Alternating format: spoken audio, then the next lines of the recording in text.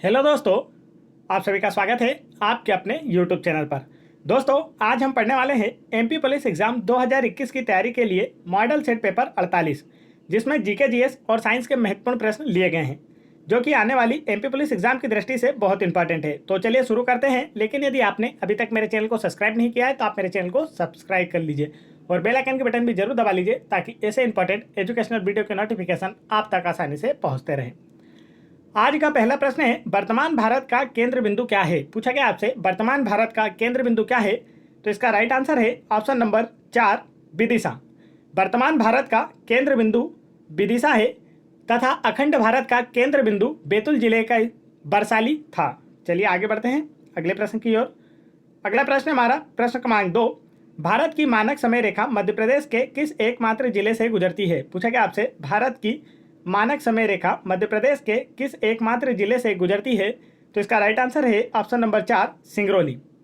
भारत की मानक समय रेखा मध्य प्रदेश के एकमात्र जिले सिंगरौली से गुजरती है। सिंगरौली को मध्य प्रदेश की ऊर्जा राजधानी भी कहा जाता है। यह मध्य प्रदेश राज्य का सबसे पूर्वी जिला है। चलिए आगे बढ़ते हैं अगले प्रश्न की ओर। अगला प्रश्न हमारा प्रश्न क्रमांक 3, भारत का शेक्सपियर किसे कहा जाता है? पूछा गया आपसे, भारत का शेक्सपियर किसे कहा जाता है? तो इसका राइट आंसर है ऑप्शन नंबर 4, कालिदास को। कालिदास को भारत का शेक्सपियर कहा जाता है। कालिदास संस्कृत के महान कवि थे और यह चंद्रगुप्त विक्रमादित्य के नवरत्नों में शामिल थे। कालिदास का प्रथम महाकाव्य कुमार संभवम था।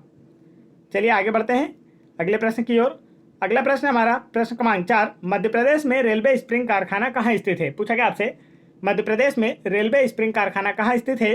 तो इसका राइट आंसर है ऑप्शन नंबर 3, ग्वालियर में। मध्य प्रदेश में रेलवे स्प्रिंग कारखाना ग्वालियर के सिथौली में स्थित है।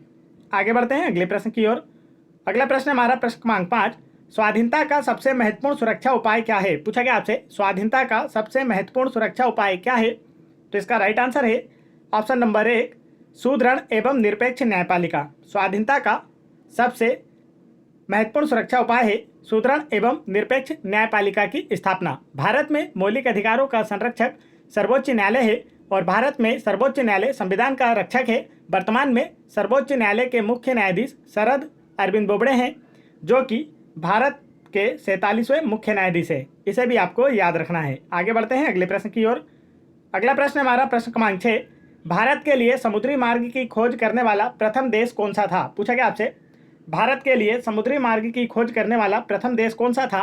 तो इसका राइट आंसर है ऑप्शन नंबर 1, पुर्तगाल।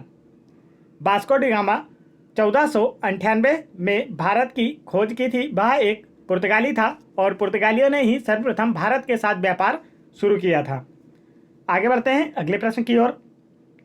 अगला प्रश्न है हमारा प्रश्न क्रमांक 7, भारतीय विश्वविद्यालय अधिनियम किसने लागू किया? पूछा गया आपसे, भारतीय विश्वविद्यालय अधिनियम किसने लागू किया? तो इसका जो राइट आंसर है वह है ऑप्शन नंबर 1, लॉर्ड कर्जन ने। भारतीय विश्वविद्यालय अधिनियम लॉर्ड कर्जन के द्वारा 1904 में लागू किया गया था। आगे बढ़ते हैं अगले प्रश्न की ओर। अगला प्रश्न हमारा प्रश्न क्रमांक 8, अग्नाशय कौन सा रस निस्सृत करता है? 4 ऑप्शन दिए गए हैं आपको और आपसे पूछा गया है इनमें से कौन सा रस अग्नाशय के द्वारा स्रावित होता है? तो इसका जो राइट आंसर है वह है ऑप्शन नंबर 1, इंसुलिन। इंसुलिन अग्नाशय के द्वारा स्रावित होता है। अग्नाशय से इंसुलिन स्रावित होता है और यह रक्त में शर्करा की मात्रा को नियंत्रित करता है। इसकी कमी से मधुमेह रोग होता है। इंसुलिन की खोज बेटिंग एवं बेस्ट ने की थी। आगे बढ़ते हैं अगले प्रश्न की ओर। अगला प्रश्न हमारा प्रश्न क्रमांक 9, धातु की शुद्धता निर्धारण किसकी सहायता से किया जाता है? पूछा गया आपसे, धातु की शुद्धता का निर्धारण किसकी सहायता से किया जाता है? 4 ऑप्शन दिए गए आपको और इसका राइट आंसर बताना है। तो इसका जो राइट आंसर है वह है ऑप्शन नंबर 3, आर्किमिडीज का सिद्धांत। धातु की शुद्धता का निर्धारण आर्किमिडीज के सिद्धांत के अनुसार किया जाता है। इस नियम की सहायता से धातुओं का घनत्व और उत्प्लावकता ज्ञात की जाती है। धातुओं के घनत्व का पता लगने पर शुद्धता का निर्धारण किया जा सकता है। चलिए आगे बढ़ते हैं अगले प्रश्न की ओर। अगला प्रश्न है हमारा प्रश्न क्रमांक 10, एक ऑक्सीजन अणु में 2 परमाणु किससे बद्ध होते हैं? पूछा गया आपसे, एक ऑक्सीजन अणु में 2 परमाणु किससे बद्ध होते हैं? तो इसका राइट आंसर है ऑप्शन नंबर 2, 2 आबंध से। ऑक्सीजन का अणु द्विपरमाणविक होता है और एक ऑक्सीजन अणु में 2 परमाणु 2 आबंध से बद्ध होते हैं।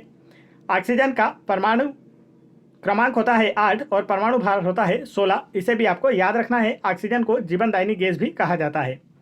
आगे बढ़ते हैं अगले प्रश्न की ओर। अगला प्रश्न हमारा प्रश्न क्रमांक 11। उच्च न्यायालय का न्यायाधीश बनने के लिए कम से कम कितने वर्ष की उच्च न्यायालय के अधिवक्ता के रूप में वकालत का अनुभव होना चाहिए? पूछा गया आपसे उच्च न्यायालय का न्यायाधीश बनने के लिए कम से कम कितने वर्षों तक उच्च न्यायालय में अधिवक्ता के रूप में वकालत का अनुभव होना चाहिए? तो इसका राइट आंसर है ऑप्शन नंबर 3, 10 वर्षों का। किसी भी उच्च न्यायालय का न्यायाधीश बनने के लिए किसी व्यक्ति को उच्च न्यायालय में कम से कम 10 वर्षों तक वकालत का अनुभव होना जरूरी होता है और यह प्रावधान संविधान के अनुच्छेद 217 के अनुसार किया गया है। चलिए आगे बढ़ते हैं अगले प्रश्न की ओर। अगला प्रश्न हमारा मृग मरीचिका बनाने वाली प्रघटना को क्या कहते हैं? पूछा गया आपसे मृग मरीचिका बनाने वाली प्रघटना को क्या कहते हैं? तो इसका राइट आंसर है ऑप्शन नंबर 4, पूर्ण आंतरिक परावर्तन। मृग मरीचिका की जो घटना है वह पूर्ण आंतरिक परावर्तन के कारण निर्मित होती है। मृग मरीचिका की घटना रेगिस्तान में निर्मित होती है। इसमें पानी होने का आभास होता है। आगे बढ़ते हैं अगले प्रश्न की ओर। अगला प्रश्न हमारा प्रश्न क्रमांक 13। अकबर की दूसरी राजधानी कौन सी थी? पूछा गया आपसे अकबर की दूसरी राजधानी कौन सी थी?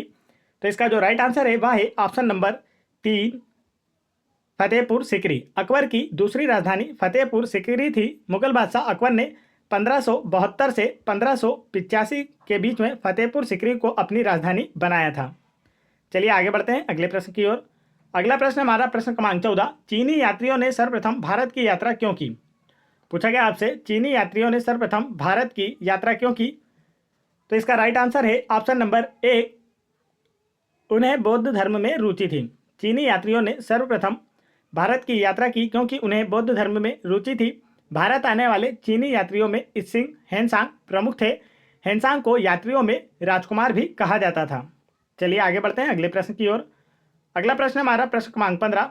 जब हम छुई के पौधों की पत्तियों को छूते हैं तो पत्तियां बंद हो जाती है, इस गति को क्या कहते हैं? पूछा गया आपसे जब हम छुई के पौधे की पत्तियों को छूते हैं तो पत्तियां बंद हो जाती है, इस गति को क्या कहते हैं? तो इसका राइट आंसर है ऑप्शन नंबर 3, कंपनुकुची गति। जब हम छुई के पौधों की पत्तियों को छूते हैं तो पत्तियां बंद हो जाती है, इस गति को कंपनुकुची गति कहते हैं। आगे बढ़ते हैं दोस्तों अगले प्रश्न की ओर। अगला प्रश्न हमारा प्रश्न क्रमांक 16। चोंच किससे बनती है? पूछा गया आपसे चोंच किससे बनती है? तो इसका राइट आंसर है ऑप्शन नंबर 2, जबड़े से। चोंच जबड़े से बनी हुई होती है। आगे बढ़ते हैं अगले प्रश्न की ओर। अगला प्रश्न हमारा प्रश्न क्रमांक 17। मेमोरी का कौन सा माप सबसे बड़ा है? 4 ऑप्शन दिए गए आपको और आपसे पूछा गया इनमें से कौन सा कंप्यूटर मेमोरी का सबसे बड़ा माप होता है? तो इसका राइट आंसर है ऑप्शन नंबर 3, टेराबाइट। 1 TB अर्थात टेराबाइट कंप्यूटर मेमोरी का सबसे बड़ा माप होता है। यह कंप्यूटर की मेमोरी मापने की लिमिट होती है। चलिए आगे बढ़ते हैं अगले प्रश्न की ओर। अगला प्रश्न हमारा प्रश्न क्रमांक 18। निम्नलिखित में से कौन सी संख्या इलेक्ट्रॉन की अधिकतम संख्या है जो एम सेल में मौजूद रह सकती है? पूछा गया आपसे 4 ऑप्शन देकर इनमें से कितने अधिकतम इलेक्ट्रॉन एम सेल में मौजूद रह सकते हैं? तो इसका जो राइट आंसर है वह है ऑप्शन नंबर 3 है 18। एम सेल में अधिकतम 18 इलेक्ट्रॉन रह सकते हैं और इन्हें ज्ञात करने का जो सूत्र होता है वह 2n² होता है। तो इसके हिसाब से पहली कक्षा में 2, दूसरी कक्षा में 8, तीसरी कक्षा में 18 और चौथी कक्षा में 32 इलेक्ट्रॉन रहते हैं। चलिए आगे बढ़ते हैं अगले प्रश्न की ओर। अगला प्रश्न हमारा प्रश्न क्रमांक 19। वायु में नाइट्रोजन गैस के लिए प्रतिस्थापित निष्क्रिय गैस कौन सी है जिसका गहरे समुद्र में गोताखोरों द्वारा प्रयोग किया जाता है? पूछा गया आपसे वायु में नाइट्रोजन गैस के लिए प्रतिस्थापित निष्क्रिय गैस कौन सी है जिसका प्रयोग गहरे समुद्र में गोताखोरों द्वारा किया जाता है? तो इसका राइट आंसर है ऑप्शन नंबर 4, हीलियम। गोताखोर गहरे समुद्र में अपने साथ ऑक्सीजन और हीलियम का मिश्रण लेकर जाते हैं। चलिए आगे बढ़ते हैं अगले प्रश्न की ओर। अगला प्रश्न हमारा प्रश्न क्रमांक 20। कस्टर्ड पाउडर तैयार करने में निम्नलिखित में से किसका सामान्यतः प्रयोग किया जाता है? पूछा गया है आपसे कस्टर्ड पाउडर तैयार करने में निम्नलिखित में से किसका सामान्यतः प्रयोग किया जाता है? तो इसका राइट आंसर है ऑप्शन नंबर 3, मक्का। कस्टर्ड पाउडर तैयार करने में सामान्यतः मक्के का प्रयोग किया जाता है। इस चूर्ण में वेनिला जैसी सुगंधित वस्तुएं भी सम्मिलित होती हैं। आगे बढ़ते हैं अगले प्रश्न की ओर। अगला प्रश्न हमारा लोक चित्रकला की मधुबनी शैली भारत में निम्नलिखित में से किस राज्य में प्रचलित है? पूछा गया आपसे, लोक चित्रकला की मधुबनी शैली भारत के किस राज्य में प्रचलित है? तो इसका जो राइट आंसर है वह है ऑप्शन नंबर 1, बिहार राज्य में। लोक चित्रकला की मधुबनी शैली बिहार राज्य में प्रचलित है। बिहार की राजधानी है पटना। बिहार के सीएम है नीतीश कुमार और बिहार के गवर्नर है फागू चौहान। और पटना जो है यह गंगा नदी के किनारे स्थित शहर है। चलिए आगे बढ़ते हैं अगले प्रश्न की ओर। अगला प्रश्न हमारा प्रश्न क्रमांक 22। अंटार्कटिक में अनुसंधान करने के लिए भारत सरकार द्वारा स्थापित अनुसंधान केंद्र का नाम क्या है? पूछा गया आपसे, अंटार्कटिक में अनुसंधान करने के लिए भारत सरकार द्वारा स्थापित अनुसंधान केंद्र का नाम क्या है? तो इसका राइट आंसर है ऑप्शन नंबर 1, दक्षिण गंगोत्री। अंटार्कटिक में अनुसंधान करने के लिए भारत सरकार द्वारा स्थापित अनुसंधान केंद्र का नाम दक्षिण गंगोत्री है। वर्तमान में यह स्टेशन अस्तित्व में नहीं है क्योंकि यह लगभग 70 मीटर बर्फ की मोटी चादर से ढक गया है। चलिए आगे बढ़ते हैं अगले प्रश्न की ओर। अगला प्रश्न हमारा प्रश्न क्रमांक 23। भगोरिया पर्व भील जनजाति द्वारा कब मनाया जाता है? पूछा गया आपसे, भगोरिया पर्व भील जनजाति के द्वारा कब मनाया जाता है? तो इसका जो राइट आंसर है वह है ऑप्शन नंबर 2, रबी फसल के पकने पर। भगोरिया पर्व भील जनजाति के द्वारा रबी फसल के पकने पर मनाया जाता है। भील मध्य प्रदेश की सबसे बड़ी जनजाति है। रबी फसल अक्टूबर-नवंबर में बोई जाती है तथा मार्च-अप्रैल में काटी जाती है। चना, गेहूं, आलू इत्यादि रबी फसलों के उदाहरण हैं। चलिए आगे बढ़ते हैं अगले प्रश्न की ओर। अगला प्रश्न हमारा प्रश्न क्रमांक 24। खजुराहो नृत्य समारोह का आयोजन किस वर्ष से प्रारंभ हुआ है? पूछा गया आपसे, खजुराहो नृत्य समारोह का आयोजन किस वर्ष से प्रारंभ हुआ है? तो इसका जो राइट आंसर है वह है ऑप्शन नंबर 2, वर्ष 1976 से। खजुराहो नृत्य समारोह का आयोजन वर्ष 1976 से प्रारंभ हुआ है। यह समारोह छतरपुर में खजुराहो मंदिर परिसर में आयोजित किया जाता है। खजुराहो के मंदिरों का निर्माण चंदेल शासकों ने करवाया था और वर्तमान में खजुराहो में 22 मंदिर अस्तित्व में हैं, जिनमें सबसे बड़ा मंदिर कंदरिया महादेव मंदिर है। चलिए आगे बढ़ते हैं अगले प्रश्न की ओर। अगला प्रश्न हमारा प्रश्न क्रमांक 25।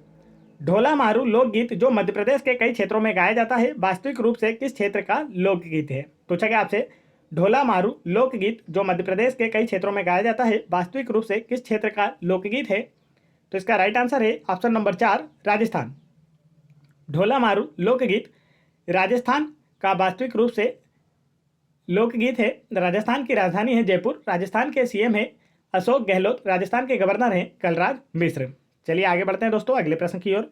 दोस्तों यदि वीडियो पसंद आ रहा हो तो वीडियो को एक लाइक जरूर करें और यदि आप लोगों को MP police exam 2016, 2017, SSC GD constable exam 2019 और एसएससी सीएचएसएल एग्जाम 2020 इन सभी एग्जाम्स के प्रीवियस ईयर पेपरों के जीके, जीएस और साइंस के क्वेश्चंस की वीडियो देखना है तो आप उन्हें मेरे चैनल की प्लेलिस्ट में जाके वहां से देख सकते हैं।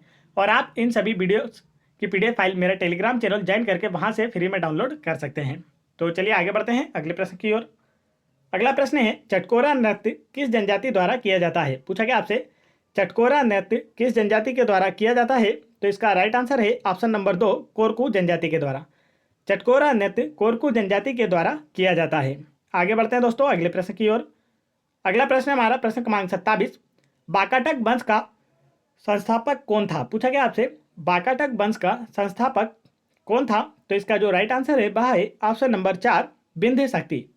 वाकाटक वंश का संस्थापक विंध्य शक्ति था। विंध्य शक्ति को विदिशा का शासक कहा गया है। आगे बढ़ते हैं अगले प्रश्न की ओर। अगला प्रश्न हमारा प्रश्न क्रमांक 28। निम्नलिखित में से कौन सा एक भौतिक परिवर्तन है? पूछा गया आपसे, निम्नलिखित में से कौन सा एक भौतिक परिवर्तन है? तो इसका राइट आंसर है ऑप्शन नंबर 2, लोहे क्षण का चुंबकन। लोहे क्षण का चुंबकन एक भौतिक परिवर्तन का उदाहरण है।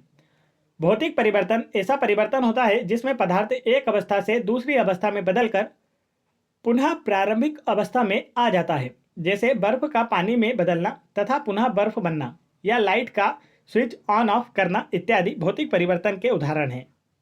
आगे बढ़ते हैं अगले प्रश्न की ओर। अगला प्रश्न हमारा प्रश्न क्रमांक 29। रेयान फाइबर का निर्माण होता है। 4 ऑप्शन दिए गए हैं आपको और आपसे पूछा गया है इनमें से किसके द्वारा रेयान फाइबर का निर्माण होता है? तो इसका जो राइट आंसर है वह है ऑप्शन नंबर 3, लुगदी से। रेयान फाइबर का निर्माण लुगदी से होता है। रेयान शुद्ध सेलुलोज से बना होता है। आगे बढ़ते हैं दोस्तों अगले प्रश्न की ओर। अगला प्रश्न हमारा प्रश्न क्रमांक 30। संसार का सबसे प्राचीन राजतंत्र है। 4 ऑप्शन दिए गए हैं आपको और आपसे पूछा गया इनमें से संसार का सबसे प्राचीन राजतंत्र किस देश का है। तो इसका राइट आंसर है ऑप्शन नंबर 3 जापान। संसार का सबसे प्राचीन राजतंत्र जापान देश का है। जापान की राजधानी है टोक्यो। जापान के प्रधानमंत्री है योशिहिडे सुगा तथा वर्ष 2021 में ग्रीष्मकालीन ओलंपिक जापान की राजधानी टोक्यो में आयोजित किया जाना है। यह खेलों का महाकुंभ 23 जुलाई 2021 से 8 अगस्त 2021 तक टोक्यो में आयोजित किया जाएगा। चलिए आगे बढ़ते हैं दोस्तों। यहाँ पर मैंने आप लोगों के लिए क्विज रखी है जिसका आंसर आप लोगों को मुझे कमेंट करके बताना है। आज की क्विज है युआन कहाँ की मुद्रा है। पूछा गया आपसे युआन कहाँ की मुद्रा है। दोस्तों वीडियो पसंद आया हो तो वीडियो को एक लाइक जरूर करें और मेरे चैनल को भी जरूर सब्सक्राइब कर लें और बेल आइकन की बटन जरूर दबा लें ताकि ऐसे इंपॉर्टेंट एजुकेशनल वीडियो के नोटिफिकेशन आप तक आसानी से पहुंचते रहें। जय हिंद दोस्तों।